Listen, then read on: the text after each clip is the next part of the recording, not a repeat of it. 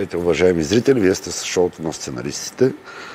Наближават така наречените мръсни дни или поганни дни. Вярно, има много време до тях още.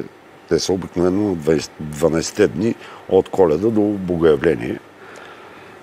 Но ние решихме да се подготвим за тези дни, защото в тези дни, доколкото съм чувал, бродят всякакви зли сили, караконджули, таласани. И може да се яде и месо. Добре, аз от моя гледна точка. Айде продължи нататък. Не, ти давай сега. Само да отбележа важното. Как да се предпазим от тия караконджули, зли сили. Не знам как. Имаш ли някаква идея? Имам. Да. Имам. Нашите гости тази вечер ще ни кажат. При нас са Илиян Яцев и Димитър Яков от Русалий Петрич. Здравейте. Здравейте. Русалиите. Дай да тръгнем от там. Какво представляват русалиите? Да тръгнем от генезиса тогава. Да. Айде. Представете си сега древногръцката митология. Чак от там. Толкова далеч. Да почнем от там. И тогава ли имало караконджули и таласани? Тогава има много богове. Ние още от сътворението, от генезиса почваме. От титанидата Гея и от връзката и с Хронос, с времето. Една връзка между брат и сестра, от която се ражда Зевс. Така. Зевс обикновено Хронос се изяждал децата си, но Гея успява да скрие Зевс и да му даде един камък, увит в пелена. Но като всяко бебе, Зевс е бил ревливо бебе и то сигурно е било доста сериозно ревливо, скрито в една пещера. За да не го чуе Кронос, времето, Хронос, както обикновено и сега не изяжда времето и нас, са викали на помощ корибантите. Корибантите са танцували с оръжие своите военни танци и са ударили силно по щитовете си, като по този начин са заглушавали гласа на бебето бог Зевс. Тоест, те са пазители. Още от самото начало те са пазители. Генезиса са пазители. Самият танц, те съответно не са били облечени по този начин, но военният танц се заражда от тях.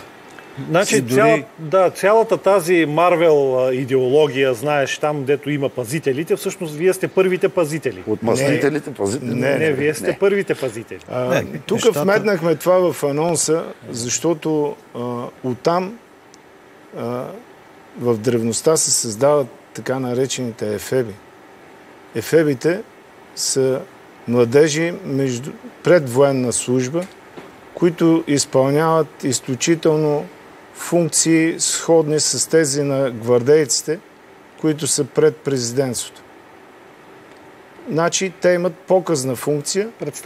Представителна и като дойдат гостите на полиса, обикновено изпълняват тези танци псевдовоенни, под звуците на авлоси, ще стигнем и до авлосите, и до други музикални инструменти, пред публиката, която обикновено е високопоставена и те трябва да са един вид да представят лицето на града, за която дейност на тях им се изписвал върху мрамор имената и са сложени на почтенно място в центъра на полис.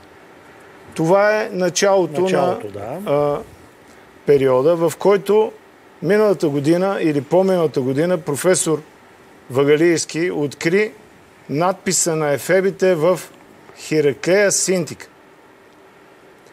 Както в него са написани имената на ефеби, които винаги са били по двойки, с имена сходни до тракийските, които ние може да свържим по един или индиректен начин с русалиите, с салиите в Древния Рим. За салиите ще дам думата на Илиян Ацев да продължи. Значи, още в 7 век дорийците пренасят хоровия танц на остров Крит при критяните, защото при тях в този момент те са наблягали повече на соловия, на Индивидуалния танц. Да. И оттам произлиза всъщност той е военен танц, което е като основа, която мога да свържиме с днешните русали. Добре, а само да попитам преди това, военен танц значи ли, че може да се използва и в практиката или са единствено представителни танци? Тоест по-скоро танц, отколкото някакво бойно изкуство, нещо такова? Не, зависи в кой период от време говорим. Това са Добре, 2000... Добре, за римското говорим, за римското време. Тогава вече е използвано дори в Древна Гърция, е използвано в реални бойни действия, защото това е който е най-добрият танцор, е бил и най-добрият воин. Да. Само да питам, от тези времена, танците, които са били, за които говорим в времето, до сега какво е запазено като автентичност? Защото то трябва някъде да е документирано. Тия стъпки трябва да са... документирано е. Може би, не мога да кажем сега за Зевс, митологията или за 7 век преди Христа, но по-специално, примерно за 1000-1500 години назад, това ти е в Константинопол. Има запазени документи, че се играе. В днешно време го има това хоро. Хорото Касап.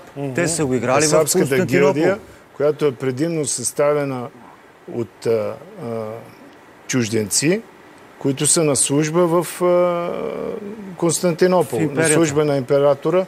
Обикновено, да кажа само за хорото Касап, защото оказва се, че тук го играят и някакви жени.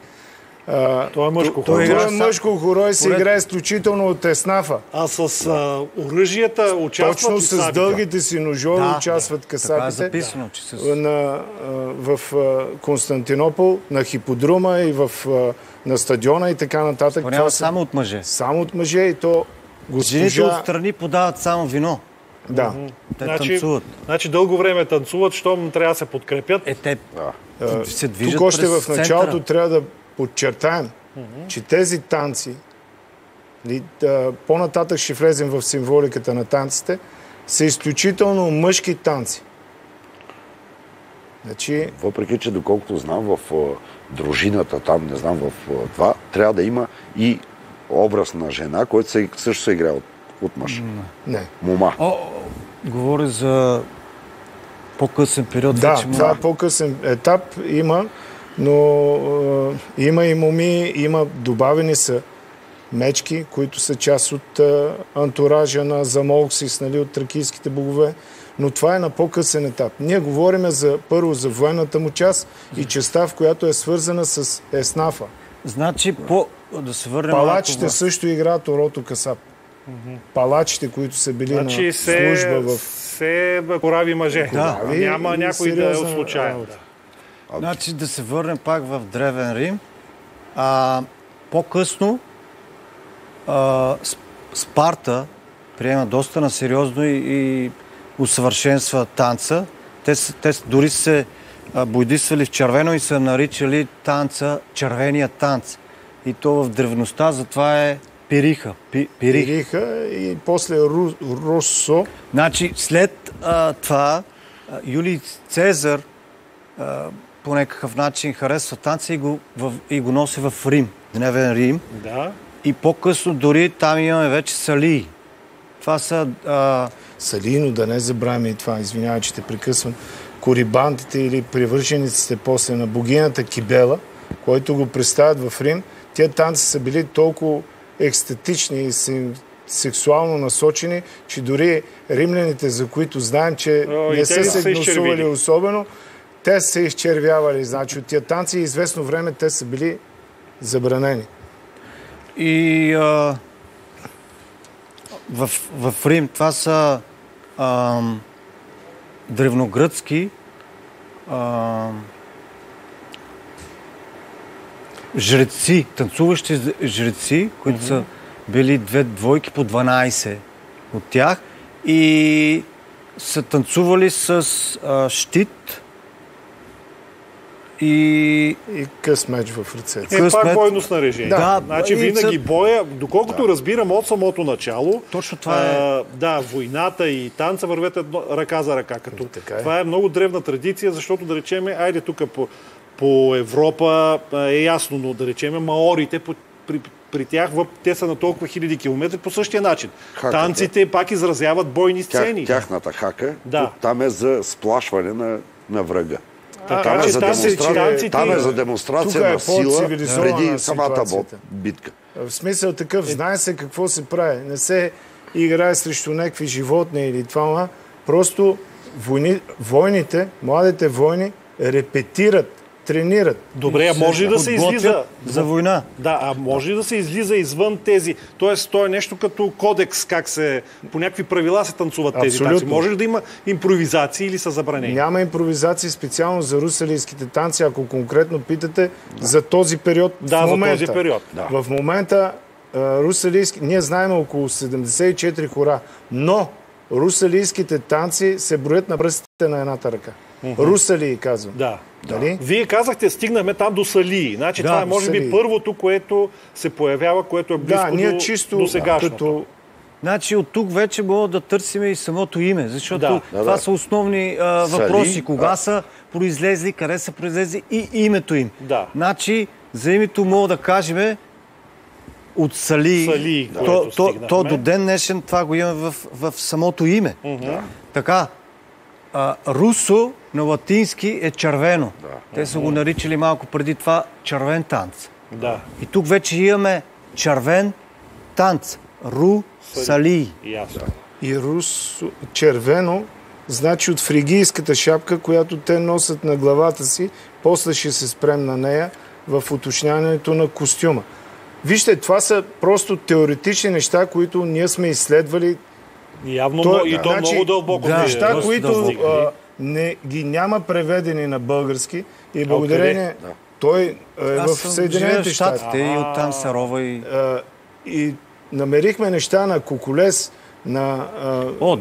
тук вече в средновековието слизаме малко по-ниско ниво с тази информация, т.е. ние имаме вече някакви документи от 10 век. Защото защото след като идва християнството, всичко изчезва. Добре, за траките, като че ли не стигнахме до траките, които нас много ни интересуват? Знам, че нас ни интересуват много. Имат военни танци. Споменати са в... сега древните автори, не мога да ги цитирам веднага. Значи, един от авторите цитира следното. По време на един от походите на римските императори, естествено тракийските племена са се бунтували много и така нататък, траките изпълняват военните си танци и пеана за техния вожд играят танца, като все едно се фехтоват и падат, все едно са убити. После единия бива изнесен. Нали? И това е като възстановка. Именно. Това е като възстановка. Да, това е като театър. То дори както сега правим, ето тази традиция има и сега. Дори по-късно и в самата Атина, града, държава по този период от време, те го имат малко, дори там вече има един друг клон. Имат го за варварство, донесено от траките. Не само това, и го играят като театър. Вече там не е... Там театралното отстъпва за мястото на... А откъде си черпил ти в Америка тези неща? Не мога да ви дам информация. Добре. Ние комуникираме постоянно, той живее това нещо и примерно... Той те пита нещо и ти трябва да тръгваш и той примерно вика... В този случай беше... Цитирани са в някои автори неща, които не са преведени на български и никога не са издавани. Той ги търси, той ми превежда. Нишката се намери вече, когато ме пита за специална книга. История на танца. История на танца на Ръсел, тя е на английски. И аз викам, не е проблем, сега ще я взема, ще я погледна, че по принцип е много трудно да тръгнеш по някакъв друг път да ги намираш, като име, като дрехи или като такова. Обаче танца е хилядолетен. Това ги държи като нишка през цялото време. Говорим за танца, не сме показали нито един танц. Нека да видим едно изпълнение на танца на русалиите.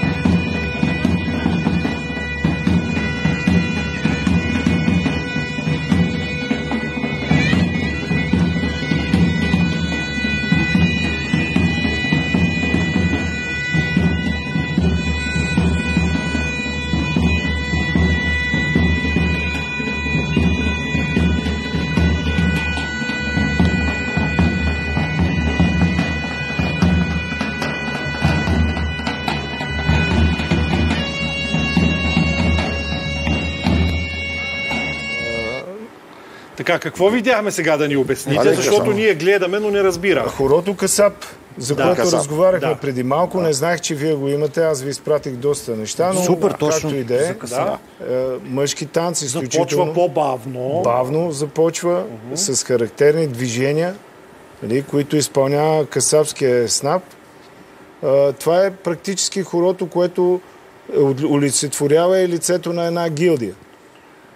Тук се изиграва от Русали, защото ние следваме самата тънка нишка червена, която казахме, през вековете.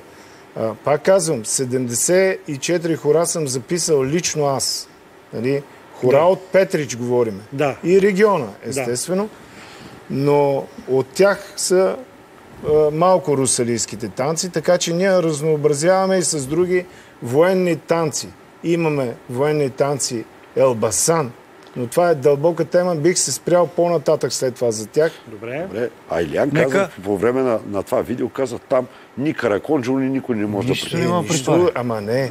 Нашите танци, ако стигаме вече до символиката на русалиите, съвременните танци и в близкото минало са изпълнявали с определена задача.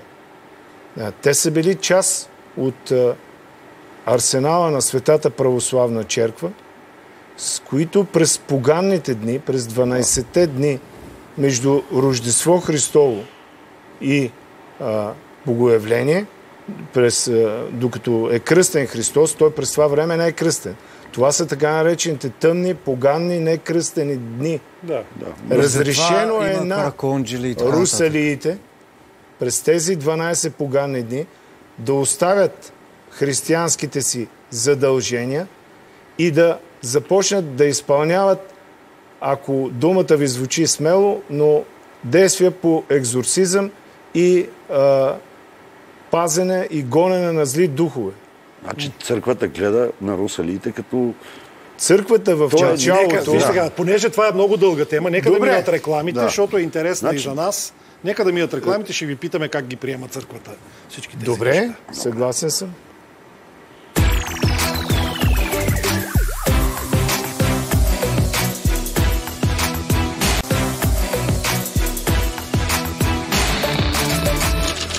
За малко ще се отклоним от историческия разказ, защото засегнахме една много интересна тема за отношението на църквата към вашите танци. Знаете какво стана сега с нестинарите, как забрани патриарха да ги изпълняват.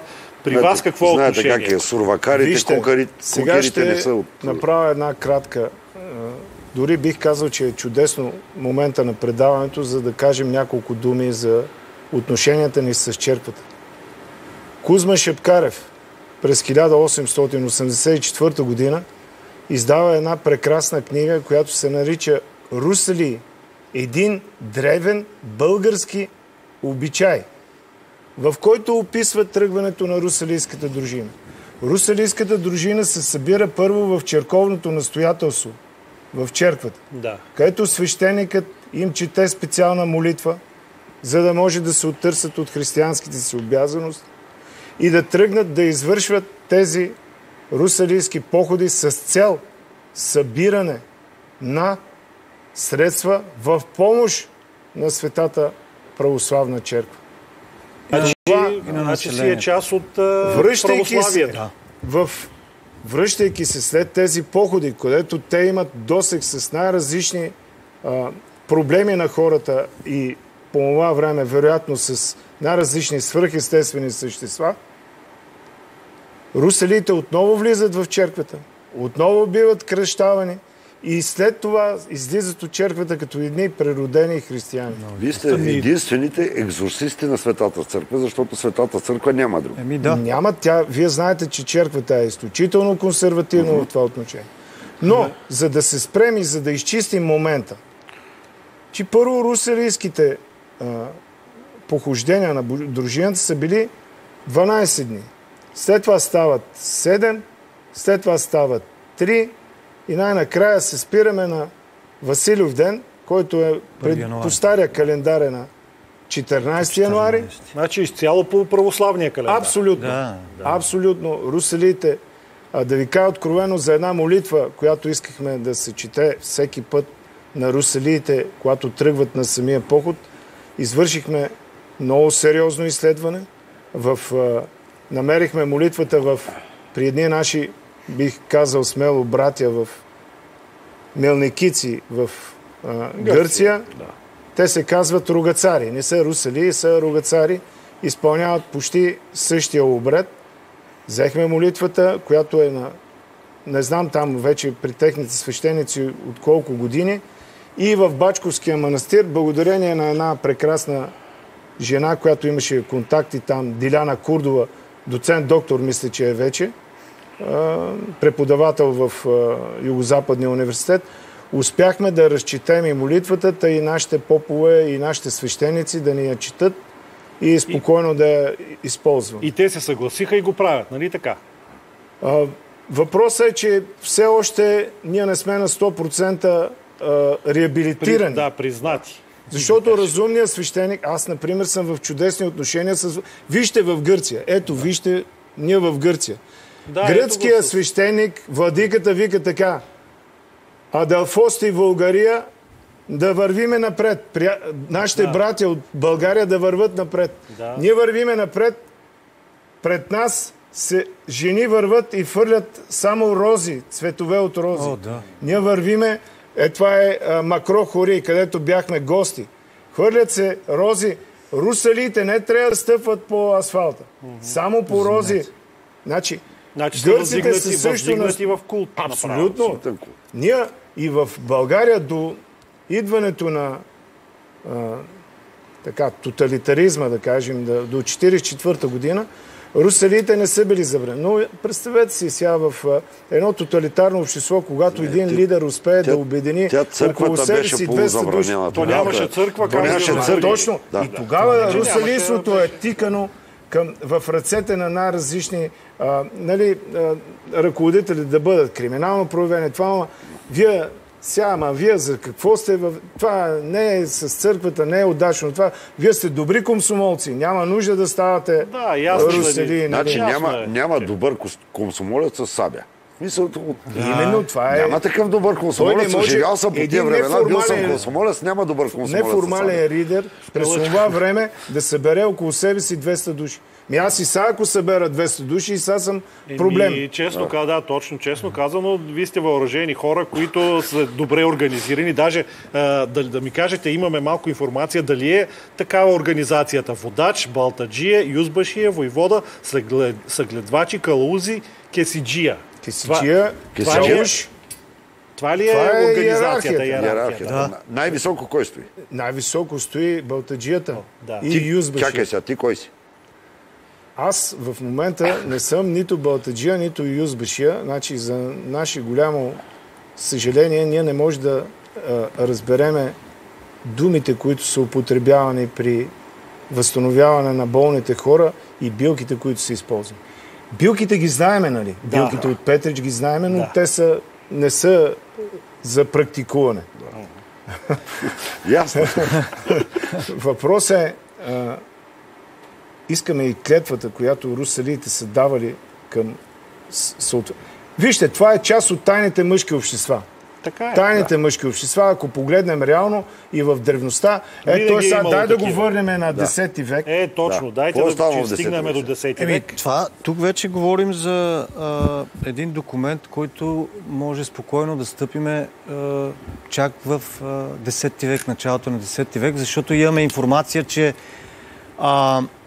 това са книги на Кокулес, гръцки автор, който е превел византийски църковни там някакви документи, книги по това време, и има информация, че 10 век, в началото на 10 век, това е патриарх Теофилак, дава право на русалийска дружина да играе в двора на църквата. Говорим за началото на... Това е много важно. Това ли е всъщност началото, което приема църквата? Може би не е точно, но го имаме като официален документ. Първи официален документ. Може и преди това да е стало. Обикновено те са смятани за... Сега все пак това са военни танци и в християнството са смятали за нещо което не е Вълж. Да. Искам тук само да вметна за келтите. Келтското нашествие на Балканите, което продължава най-малките 200 години. И оттам имаме документи, че те са приели русалиите като част от своите военни упражнения и танци. Значи вижте колко е естествено за това нещо, което правите вие, щом която и култура да го види и припознава. Абсолютно. Защото виреят и при келтите, и в османско, и в християнско, римляни, и може би е гърци. така, защото е застъпено от военните. А те са били те са винаги навсякъде. Това са прости стъпкички, обаче са много тежки за изпълнение. Тоест, това са тренировки, които изискват силно физическо усилие. Почвате бавно, усилва се, това си упражнение. То като погледнеш танца, това де-факто представлява целия бой. Да. Значи, фехтоването, непрекъснатото фехтоване между представянето на измислените, защото те един с друг се фехтоват, но не се убиват, нали? Това как се казват? Калъчки ли са? Нашите са калъчки. Калъчки, да, защото съм го чувал. Сега, може би, вероятно в древността да са използвани и по-къси оръжия по време на целия период, вероятно и... Да, това не е от такова значение с какво оръжие сте, нали така? Важно да има оръжие. Факта е, че ние сме само с голи саби калъчки в ръцете си. Имаме персонажи. Разбира се, в османския период не мога да имаш. Да, трябва да е по-къса сабята. Не може да е. Само трябва да си някакъв командир. Вижте, командира държи брадва, така наречения тракийски лабрис. Балтаджията, нали? Балтак е секира. Да. Балтия. Само, че той е лабрис, който са използвали, нали, двуострите траки. В последствие не всеки може да има лабрис, използва обикновена малка балтийка, специално има там в квартала Виздол, Виздолска Балтия, в един от кварталите на Петрич.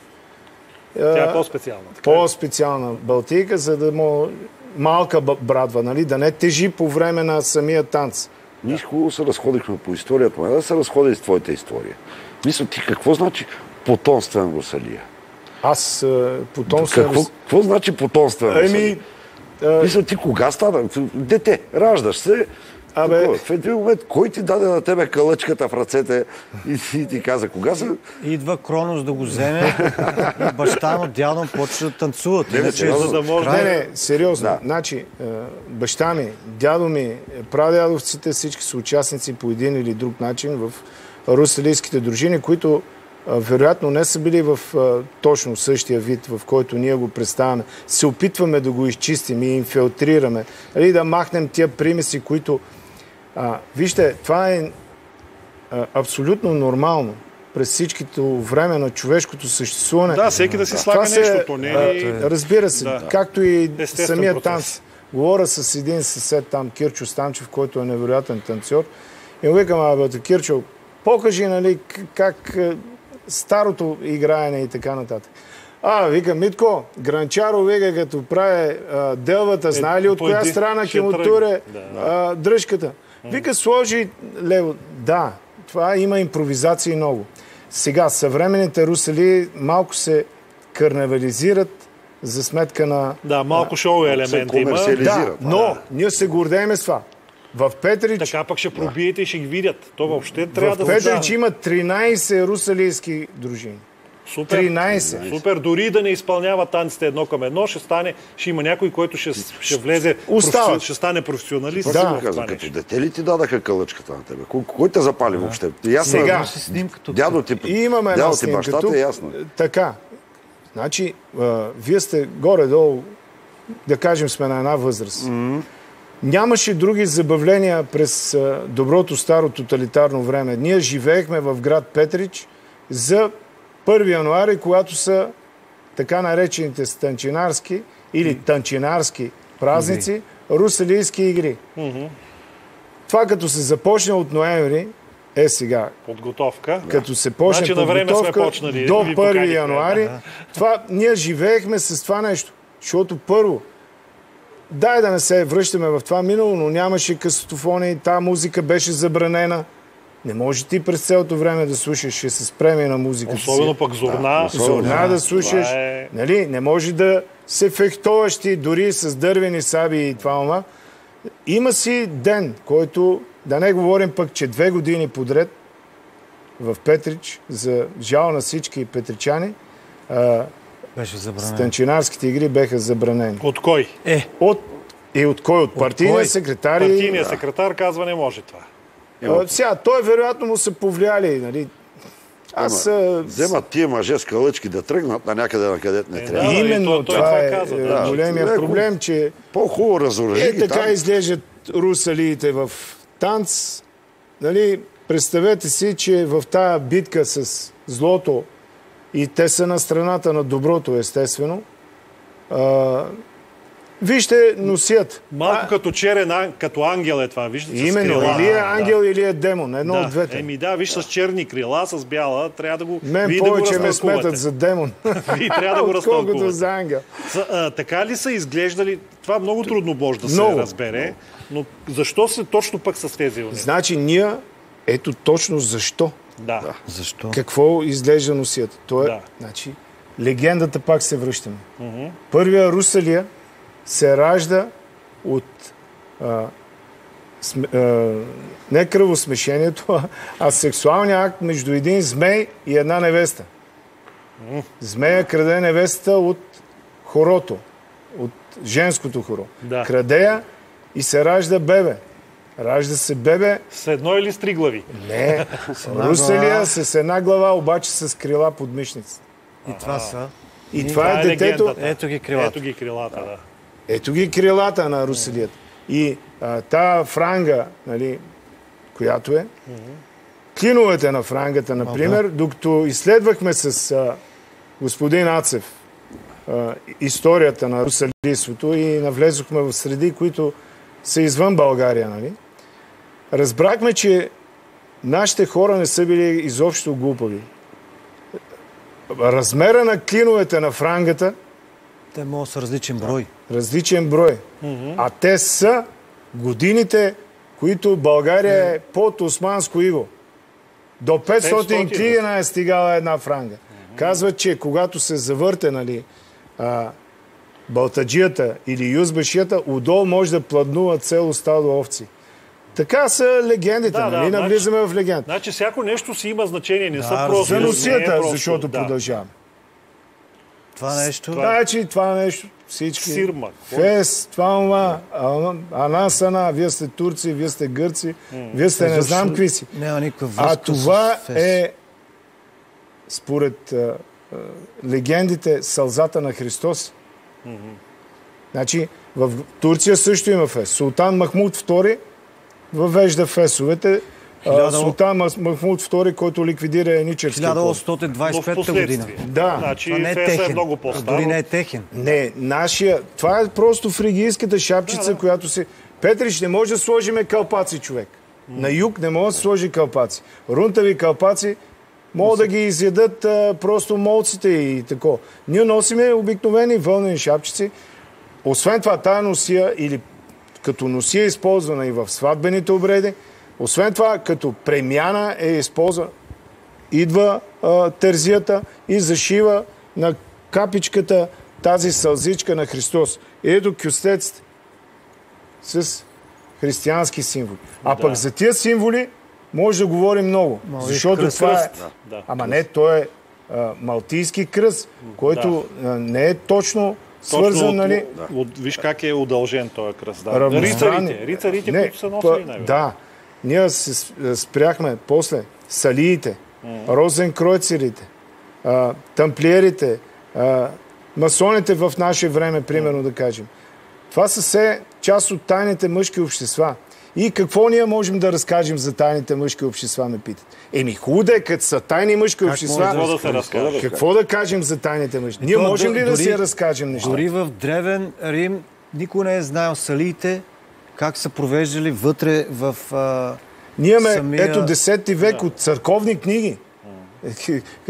Ние нямаме от исторически книги. Ние имаме от църковни книги, че пада и стигаме до 13 век. 13 век епископ Димитър Хоматян Охридския архиепископ, обявява русалийските хора и танци за бесовски, за... Да, ще ги гониме. Ще ги гониме, да, но тук не се прави една фундаментална разлика. Той има предвид русалиите от северозапада, така наречените калушари. Обичая калуш, при който се прави там мълчана вода, дига се умрел човек. Магии. И той е в друго време на годината. Той е 40 дни след Великден, така наречената Русаля. Да. Оттам идва името, а не от русалиите войните. Да. Сега, те изпълняват един наистина красив, хубав танц. Беха ни гости от село Харлец, Козлодуйско, което... Но ние нямаме общо с тях. Но не са... Да. Просто името е едно съвпадение, което надявам се, нали, във вашето прекрасно предаване да се изчистят тия неща. Доста от корифеите в областта на изследването, като Димитър Маринов, академик Михаил Арнудов, съвременни автори, нали, пак като залитат в имената. Имената не са важни тук, че съвпада. То е Русаля, празник на Росена и Русаля. То самото име е по-различно. Тук става въпрос за червено, не става въпрос за роза. Да, от Росо.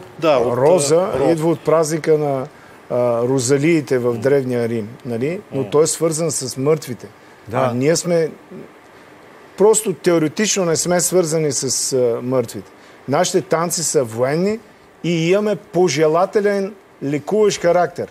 Значи с кръстовете, които правиме на входа на вратата или на челото на човека от къщата, ние имаме пожелателен характер. Казваме, нали, Господ да те благослови да оздравееш. Добре. А запазени ли са, тая част запазена ли е точно за лечението? Имате ли? Не. Нищо не е запазено. Не е запазено. Не, за съжаление, аз не знам думите. Аз знам как се провеждаше, примерно. Но не знам какво е шепнал балтаджията в ухото на болния човек. Да, например, аз съм присъствал на един случай, това е 70-те години, когато извадиха един одър на един стар войвода от ВМРО-то болен, на един хубав сняг, Црън Янчо. Служиха одъра и балтаджията Бай Петре Чакръкчията го прескочи. И даде му да пие от билки от Петрич, цък, и му шепне нещо. Сега дано да не е кощунствен въпрос, ама баба Ванга също е от този край. Да. Може ли да има нещо общо с тези обичаи, с лекуването? Тя да знае нещо повече, което вие не знаете? Вероятно е знаела, не знам. Нямам представа. Но аз никога не съм се срещал с баба Ванга, за съжаление.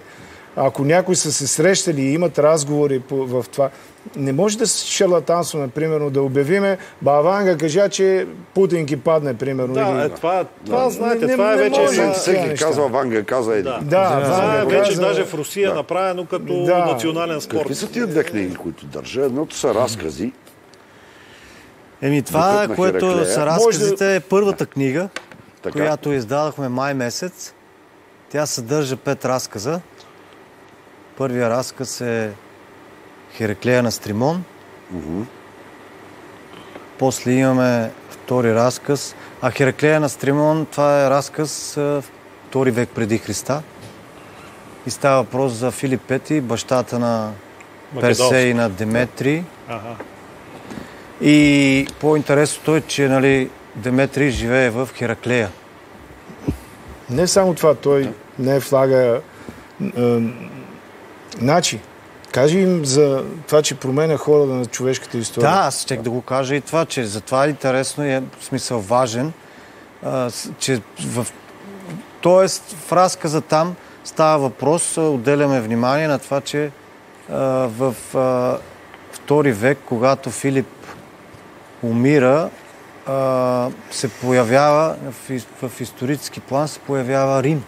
Новата сила, която е световна. Да, историята на човечеството тръгва в друга посока. Да, в друга посока. Точно царство Македония изчезва и се появява Рим. Следите ли тогава с интерес какво става в Хераклея Синтика с всички тези... Разбира се. Да, защото може да се окаже нещо, което да ви даде още информация за... Некой, ако иска нещо да научи за Хераклея, вътре ние го имаме преди да са го открили. Да. Значи много е интересна историята. От баба Ванга. Не, някои неща. Вътре има разкази, ние сме включили нея там в... Става дума, че самото написване и илюстриране на книгата, да споменем и архитект Иван Стойчев, който е в илюстрацията. Ние с господин Ацев написахме първия разказ и викам, ти защо си дал на някой да чете разказите? Как вика да съм дал? На никой не съм дал да чете разказ. И се оказа, че... Оказа се, че Стойчев е нарисувал разказа преди без да го е чел. Корица. Корицата е върху надписа на ефебите, които са изброени в Хераклея. И там имаме Филип и двамата му сина. А пък те ги откриват след това. Не, едната статуя вече беше открита. Защото викам, това пък ще е съвсем пророчество. Но той нарисува 2 статуи. Да. А и ние писахме за двамата братя. И аз помислих, че нещо пише за разказа. И му викам, какво става тук? Какви си тия? Вика, не знам. И питахме човека, може да използваме тая твоя рисунка за корица. И там почнахме да комуникираме и стана част от екипа и прави самите рисунки. А тук кой е АЦ? Как беше? А това? АЦ Войвода. АЦ Войвода с войната за Петрич. Да. 25-та година. Това е книга за войната за Петрич. Петрич, така наречения Петрички инцидент, 1925 октомври. Само, че ние сме го направили чрез погледа на моя прадядо, АЦ Войвода, който участвал в... А художествена ли е книгата или документална? Художествена е, но е стъпила върху реални исторически факти и документи.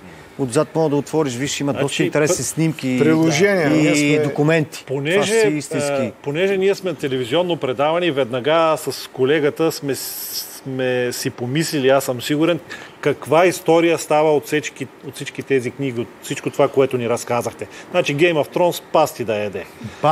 Всички тези, дето са за тайните общества, там за тамплиери, около които са половината филми, също да. Така че може да се захрани, стига да има кой да се захване с това нещо, може да стане голям епос. Захванали. Точно така. Действайте. Сега няма да имаме време да довършиме, но вие ще гостувате при нашия приятел Шкумбата, нали така? Абсолютно. Така че ние сме го подложили добре, пък той ще продължи. Сега има една наша книга, в която да напишете нещо за спомен и ви оставяме в ръцете на Шкумбата. Ще се видим след малко.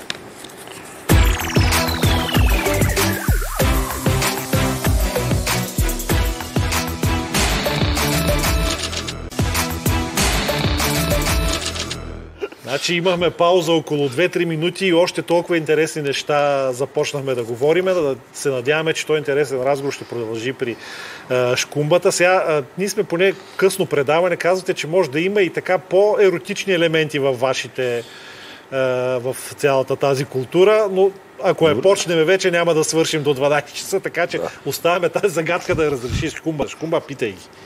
Какво ни написахте? Ами аз така съвсем клиширано, но от сърце, защото на мен много ми хареса. Липсват ми разговори с хора като вас и съм написал благодаря на сценаристите за прекрасното предаване. Димитър Яков. Ние благодарим, защото на нас не беше интересно. Супер. Аз написах да пазиме традициите на нашите деди, защото това е нашето бъдеще. Супер, много хубаво казано. Наистина, вие сте много важни точно в тази част в опазването на традицията. Радваме се, че ви има и пожелаваме успех. Благодаря ви, чест беше за нас.